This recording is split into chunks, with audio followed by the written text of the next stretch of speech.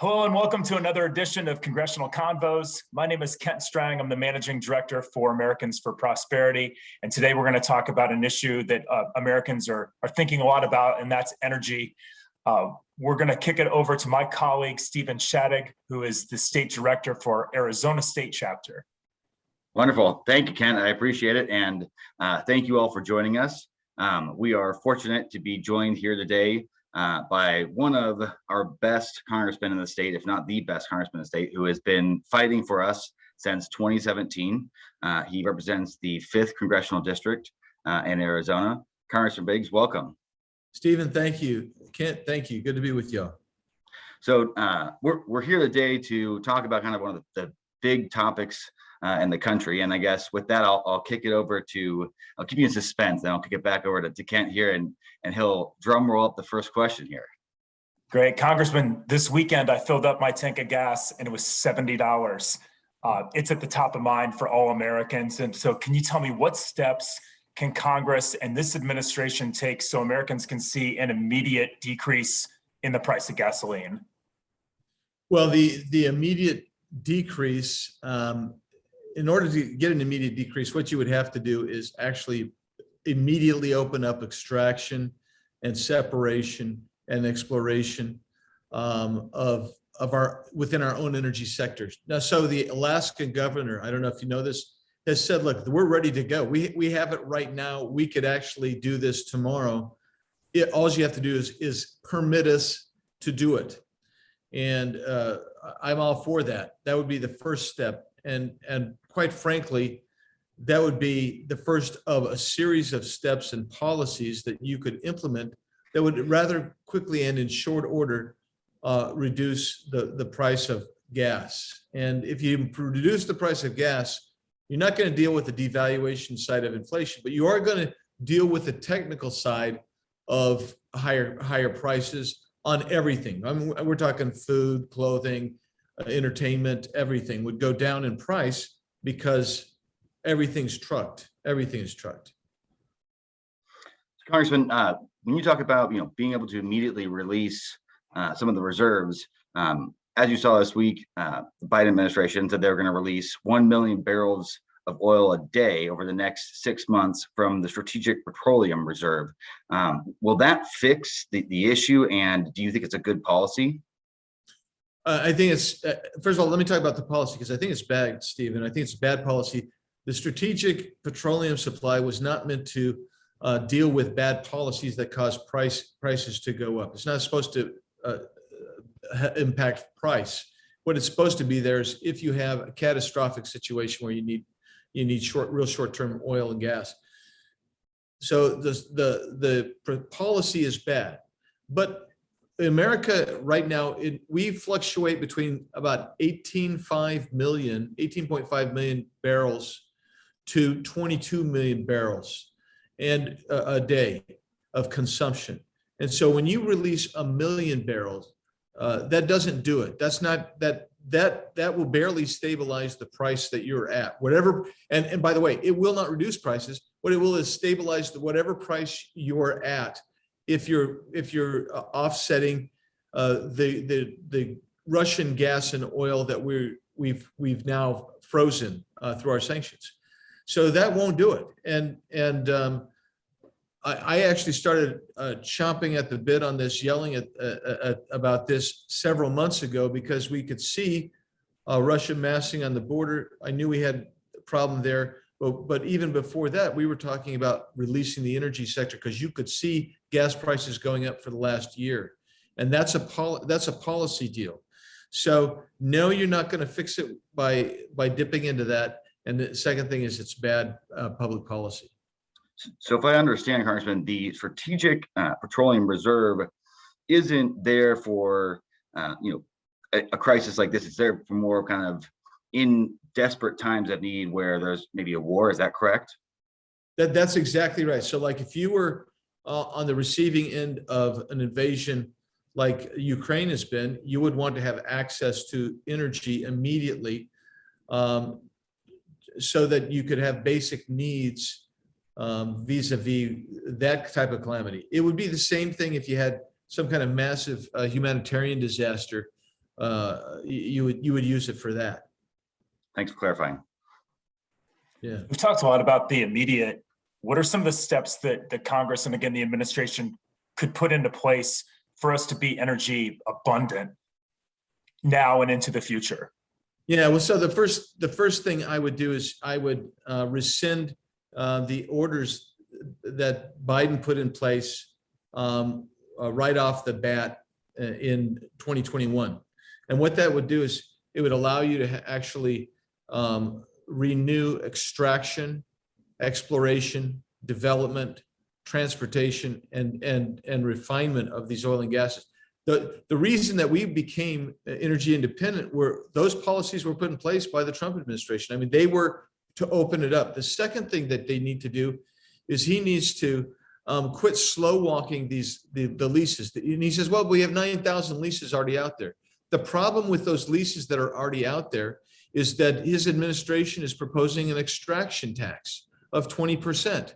So if you're going to have an extraction tax on top of leases, after a company's going to spend $1 million or $2 million or more sometimes to develop an active well, and you know that you're going to get hit with this massive extraction tax, that won't reduce the cost of gas either. So you have to open it up and spread it out, take away those extraction taxes that are in place. And then the other thing I would say you got to do is you have to jawbone this thing. And this administration is, they have a tough time jawboning anything. Okay, they can't get out there and make a case for something, because at the same time they were making a case that we should be sanctioning Russia.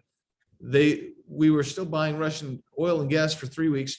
They didn't put in a plan to make us energy independent, and instead, what they did is they said we're going to try to buy oil and gas from the Saudis, who said no and wouldn't even return calls. UAE said no. OPEC said no. Venezuela said no. All of these oil producing nations that the Biden administration was going to go to, I could have told you, 90% of Americans could have told you, they're not going to sell us oil and gas. You have to have that in place, in my opinion, if you're going to extract some kind of sanction against an adversary. Congressman, the Biden administration has talked about the 9,000 permits that are out there. Can you just tell us a little bit more about what that means? Yeah, so there's 9,000 permits where there's been ostensible permitting done, but the problem with that is that's just like the first step. You have to still go through all of the hoops that can sometimes take years to get through additional environmental hoops, additional application processes that the administration has in place, the executive branch has in place. And so when they say they've got 9,000, it's really a misleading data point. I mean, yeah, I think that's, I'm going to give them the benefit of the doubt. I think there probably are 9,000 applications that are somewhere near the beginning of the pipeline, so to speak, but they haven't bothered to acknowledge and explain to the public, we're going to have to streamline every other process if we're going to get back to extraction, and they're not going to. Okay. They're not, I mean, by the way, this administration already said they're not going to do the streamline side of it. For those of you watching at home, please take action on this. You can send a letter. We will link to one of our iVolunteers on energy, and you can send a letter to your member of Congress and your U.S. senators and urge them to take a number of steps to make us more energy abundant and to roll back some of these regulations that we're facing with the pain at the pump. You can also like this, subscribe, share it with your friends so we can drive this out to more and more people. Stephen? Yeah, I'm going to close it off with one quick question here, if you don't mind. I was watching local news here in Phoenix the other day, and they did this comparison about how the United States, when you look at the global price of gas, right, is about in the middle. And it kind of seemed to make the argument that, look, where we currently are isn't that bad. Could you tell me why you think that narrative and perspective is a dangerous one to go down as Americans? Well, contextually, Americans based our whole economy. I mean, let's face it, we are consumers, and we base in a significant portion of our economic viability and success on the price of gas. So gas and oil. And so there's some things that are contextual about that. So when our gas doubles in a year's period of time, you see the kind of technical pressure on prices that we've seen. So prices are going to go up. And when they go up, it will be the poor and middle class that get hammered the most. I mean, you can get Shannon Sharp saying, I don't mind paying $20 a gallon. I just don't want that previous guy in the White House. That's good for the 1/10 of 1%. But for most of us, doesn't matter. For most of us, the price of everything goes up. It makes it harder to live. So contextually, you can't put it in that scheme because we base our economy on where we are. The other part of the context, Stephen and Ken, is that the way I look at it is this. We have enough oil and gas to be totally energy independent and energy exporters. And if that were the case, what that does is that keeps the prices down on virtually everything. And that offsets the crazy modern monetary theorists who want to just keep spending us into oblivion over here and force inflation due to devalued currency.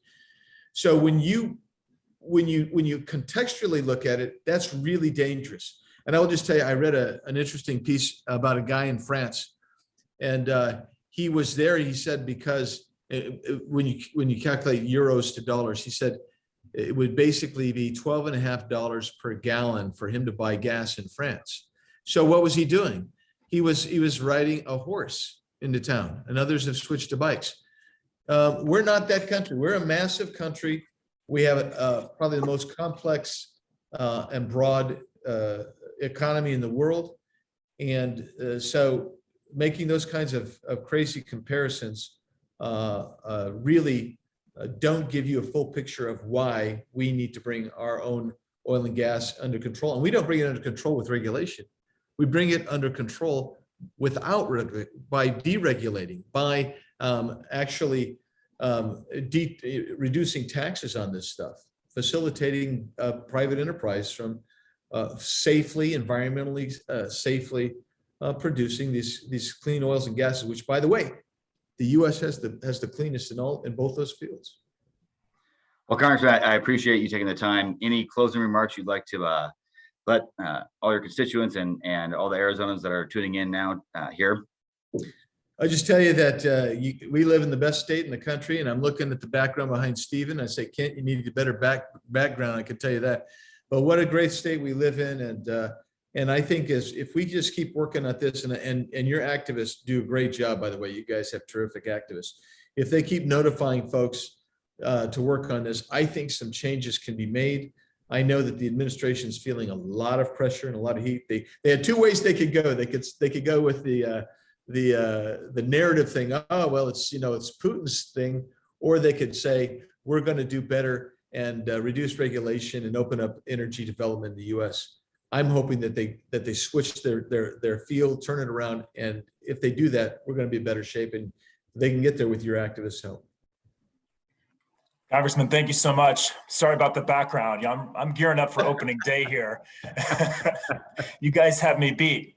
I appreciate you taking your time and sharing this wonderful insight with us, and hope everybody who's watching, again, will like and share this content, subscribe to our channel, and again, please take action. It's not enough for us just to watch these things online. We need to reach out to our members of Congress, whether that's through an I Volunteer petition that we have in the chat for you, or make that telephone call and let them know that Congress can take immediate actions and long-term actions to help us bring those prices down, make energy more abundant and more affordable for Americans who are struggling to get by right now. So appreciate you taking time out of your day, your busy day, and thank everybody for tuning in, and hope you all have a great day. Thank you. Thanks.